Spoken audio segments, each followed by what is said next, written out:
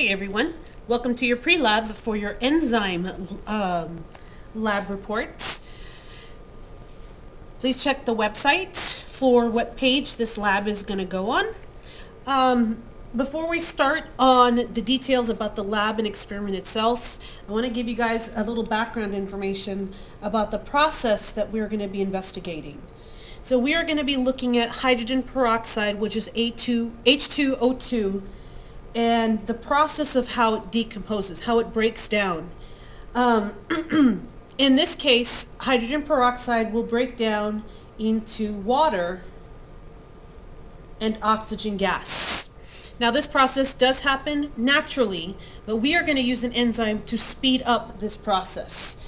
And the name of the enzyme we're going to be using is called catalase.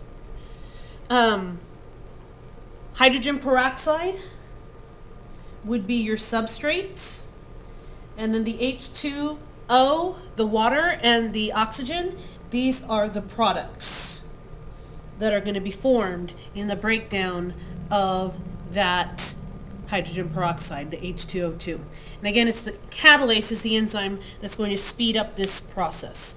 So the question that you guys are investigating in this lab is, how does an increase of substrate concentration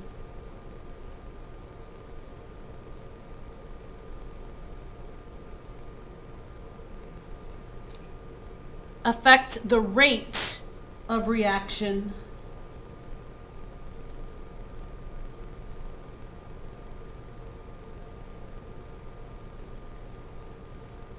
of catalase?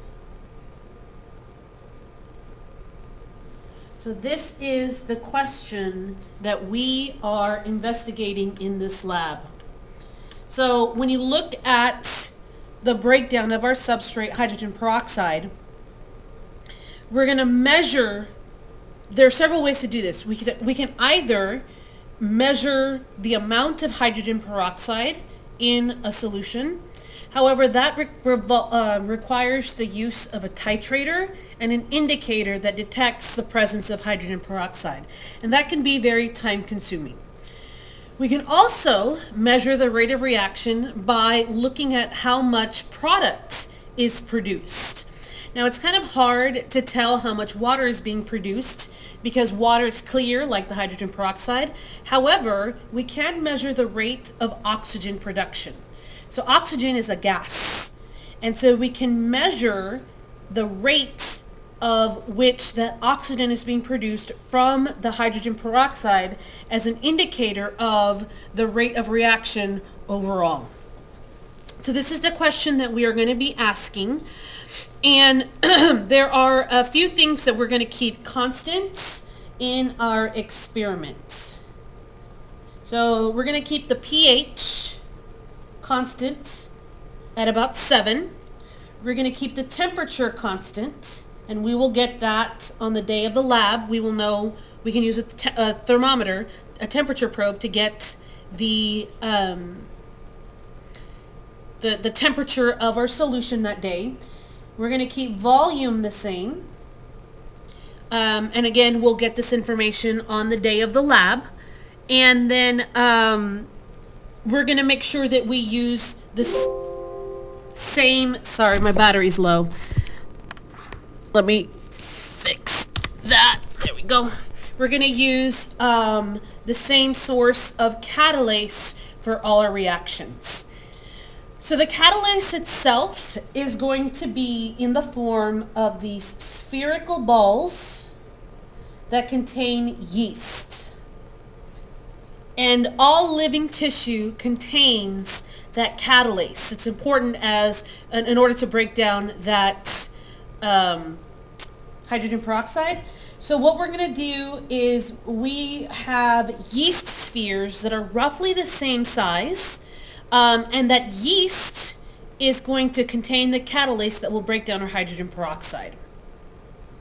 What we'll do is we'll drop our yeast balls into the solution containing our substrate, which is the hydrogen peroxide.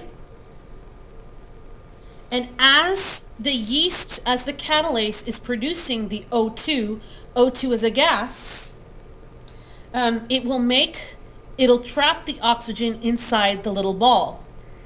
And as more and more oxygen is produced by the breakdown of that substrate, the little ball will eventually float. And so what we are looking for is the time it takes for your sphere to float. That's what we're looking for, and that's what we're going to compare. Now, that's how we're going to measure the rate of oxygen production. That's our dependent variable. We are waiting to see how much oxygen is produced. Our independent variable that we have control over. So here's our independent variable, rate of reaction, measured by the amount of oxygen. Our independent variable, the one that we are controlling is the amount of substrate that's in each of the different trials.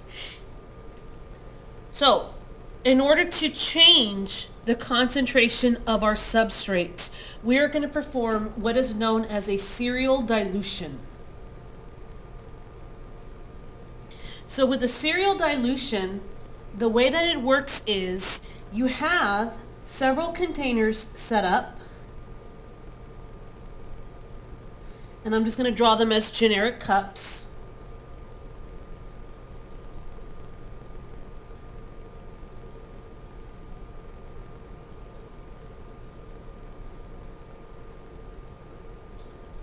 So we have several containers set up, and what you do is you reduce the concentration of your original starting container by half each time. So if this is 100% of your stock solution, and in this case it'll be 100% of our stock hydrogen peroxide, what you would do is then in this one, you would reduce it down to 50% stock solution. And to do that, we would add 50 milliliters of plain water. And we're going to do that to each of the cups.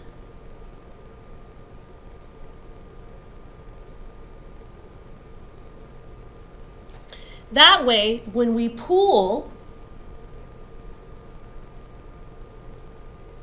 our stock solution, we're going to pull half of it out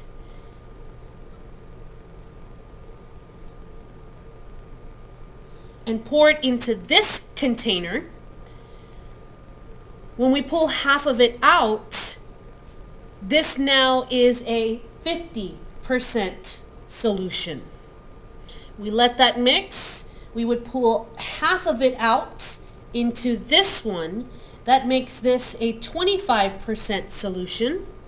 And then we pull this out into this container, and that makes this a 12.5% stock solution. So each time we're reducing the concentration of our stock solution by 50%. So our initial container will start with 100 milliliters of 100% of our stock solution. Then you would have 3 other cups labeled and with 50, 25, and 12.5, and in each of them they would start with 50 milliliters of plain water. When you pull 50 milliliters of your stock solution and you put it into this container, it's now 50% hydrogen peroxide, 50% water, so we've cut the solution in half. You let that mix, and then you pull 50 milliliters out of this one into the next one. Now we've cut it in half again. Then we take 50 milliliters out of this one into the last one. We've cut it in half yet again. And since our question is how does the rate of reaction change in response to increasing substrate concentration, this has the highest concentration of substrate, or hydrogen peroxide. This is our lowest concentration of hydrogen peroxide. Then we are going to use this one as the control. because now we want to compare, does increasing the amount of hydrogen peroxide from 12.5 to 25 and then to 50 and then to 100% concentration, does the rate of reaction change as it increases, as your substrate concentration increases along with that? You guys will take an average time for how long it takes for the spheres to rise or float to the top. And then what we will do is we can take class averages and then use our class averages to calculate standard error of the mean for our data tables. Thanks for watching.